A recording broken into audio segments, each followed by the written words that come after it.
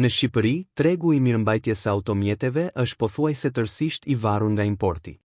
Nga filtrat e ajrit dhe vajit te kandelat, disqet e frenave apo vajrat lubrifikues, pothuajse çdo produkt vjen nga jashtë.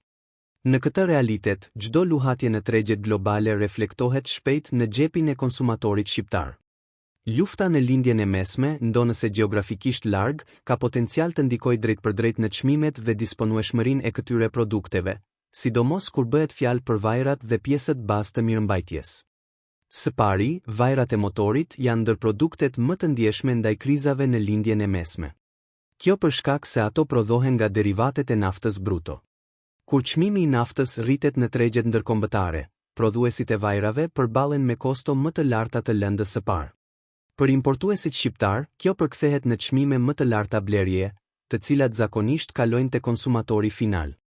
Vajrat sintetik që kërkojnë përpunim më të avancuar, priren të shtrenjtohen edhe më shumë, duke i bërë më pak të përballueshëm për një pjesë të mirë të drejtuesve të automjeteve. Një tjetër kategori e prekur janë filtrat, si ai i vajit, ajrit dhe karburantit. Edhe pse mund të duken produkte të thjeshta, ato përmbajnë materiale të përpunuara si fibra sintetike dhe plastika, të cilat lidhen indirekt me industrinë petrokimike. Me rritjen e kostove të prodhimit dhe transportit, importuesit shqiptar detyrohen të rrisin çmimet ose të kërkojnë alternativa më të lira, shpesh me cilësi më të ulët. Kjo krijon një rrezik të dyfisht, jo vetëm shpenzime më të larta, por edhe rënje të standardit të mirëmbajtjes. Edhe pjesët metalike, si disqet dhe jastëkët e frenave, ndonëse nuk lidhen drejtpërdrejt me naftën, ndikohen nga rritja e kostove të energjisë dhe transportit. Fabrikat që i prodhojnë këto komponent përdorin energji intensive në proceset e tyre, dhe çdo rritje e çmimit të energjisë reflektohet në çmimin përfundimtar. Për më tepër, transporti detar, që është rruga kryesore për importet në Shqipëri, bëhet më i kushtueshëm në kohë konfliktesh, duke shtuar një shtresë tjetër kostoje. Në tregun shqiptar, një fenomen i zakonshëm në periudha të tilla është zhvendosja drejt produkteve më të lira ose noname. Kur çmimet e markave të njohura rriten, konsumatorët dhe shpesh edhe serviset orientohen drejt alternativave më ekonomike.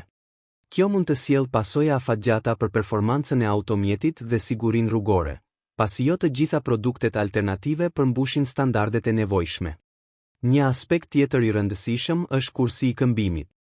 Importet e pjesëve dhe vajrave zakonisht paguhen në euro ose dollar. Nëse lufta shkakton paqëndrueshmëri financiare globale, kjo mund të ndikojë edhe në vlerën e monedhës vendase, duke i bërë importet edhe më të shtrenjta për bizneset shqiptare. Edhe nëse çmimet ndërkombëtare mbeten të qëndrueshme përkohësisht, një zhvlerësim i lekut do të reflektohej menjëherë në treg. Në përfundim, tregu shqiptar i pjesëve dhe vajrave të makinave është jashtëzakonisht i ndjeshëm ndaj zhvillimeve në lindjen e mesme. Vajrat lubrifikues, filtrat dhe pjesët bazë të mirëmbajtjes janë ndër të parat që ndjejnë efektin e rritjes së çmimeve të naftës dhe kostove të transportit. Për konsumatorin shqiptar, kjo përkthehet në një realitet të ri. Mirëmbajtja e makinës bëhet më e kushtueshme dhe zgjedhjet më të vështira.